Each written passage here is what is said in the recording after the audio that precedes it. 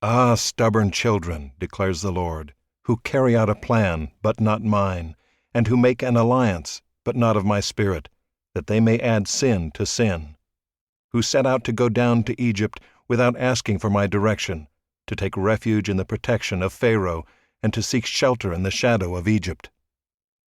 Therefore shall the protection of Pharaoh turn to your shame, and the shelter in the shadow of Egypt to your humiliation. For though his officials are at Zoan, and his envoys reach Hanes, everyone comes to shame through a people that cannot profit them, that brings neither help nor profit, but shame and disgrace. An oracle on the beasts of the Negeb. Through a land of trouble and anguish, from where come the lioness and the lion, the adder and the flying fiery serpent, they carry their riches on the backs of donkeys and their treasures on the humps of camels, to a people that cannot profit them. Egypt's help is worthless and empty. Therefore I have called her Rahab, who sits still.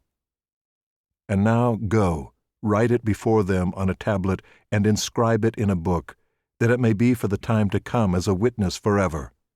For they are a rebellious people, lying children, children unwilling to hear the instruction of the Lord, who say to the seers, Do not see, and to the prophets, Do not prophesy to us what is right.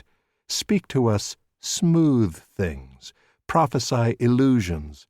Leave the way, turn aside from the path. Let us hear no more about the Holy One of Israel. Therefore thus says the Holy One of Israel, Because you despise this word, and trust in oppression and perverseness, and rely on them, therefore this iniquity shall be to you like a breach in a high wall, bulging out and about to collapse, whose breaking comes suddenly, in an instant, and its breaking is like that of a potter's vessel that is smashed so ruthlessly that among its fragments not a shard is found with which to take fire from the hearth or to dip up water out of the cistern. For thus said the Lord God, the Holy One of Israel, In returning and rest you shall be saved, in quietness and in trust shall be your strength. But you were unwilling, and you said, No, we will flee upon horses. Therefore you shall flee away, and we will ride upon swift steeds. Therefore your pursuers shall be swift. 1,000 shall flee at the threat of one. At the threat of 5 you shall flee, till you are left like a flagstaff on the top of a mountain, like a signal on a hill. Therefore the Lord waits to be gracious to you, and therefore he exalts himself to show mercy to you. For the Lord is a God of justice. Blessed are all those who wait for him. For a people shall dwell in Zion, in Jerusalem. You shall weep no more. He will surely be gracious to you at the sound of your cry. As soon as he hears it, he answers you. And though the Lord give you the bread of adversity and the water of affliction, yet your teacher will not hide himself any more, but your eyes shall see your teacher, and your ears shall hear a word behind you saying, This is the way, walk in it, when you turn to the right or when you turn to the left.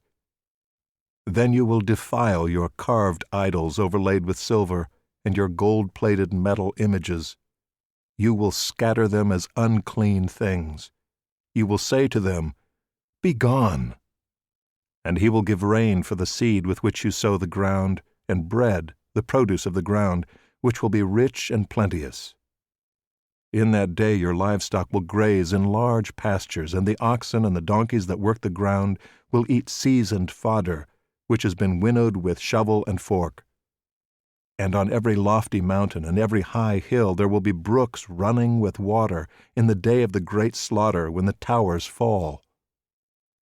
Moreover, the light of the moon will be as the light of the sun, and the light of the sun will be 7-fold as the light of 7 days, in the day when the Lord binds up the brokenness of his people and heals the wounds inflicted by his blow. Behold, the name of the Lord comes from afar, burning with his anger and in thick rising smoke. His lips are full of fury, and his tongue is like a devouring fire. His breath is like an overflowing stream that reaches up to the neck. to sift the nations with the sieve of destruction, and to place on the jaws of the peoples a bridle that leads astray.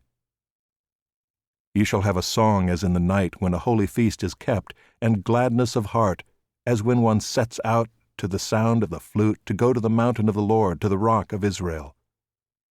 And the Lord will cause his majestic voice to be heard, and the descending blow of his arm to be seen, in furious anger and a flame of devouring fire, with a cloudburst and storm and hailstones. The Assyrians will be terror-stricken at the voice of the Lord when he strikes with his rod. And every stroke of the appointed staff that the Lord lays on them will be to the sound of tambourines and lyres. Battling with brandished arm, he will fight with them. For a burning place has long been prepared. Indeed, for the king it is made ready, its pyre made deep and wide, with fire and wood in abundance. The breath of the Lord, like a stream of sulfur, kindles it.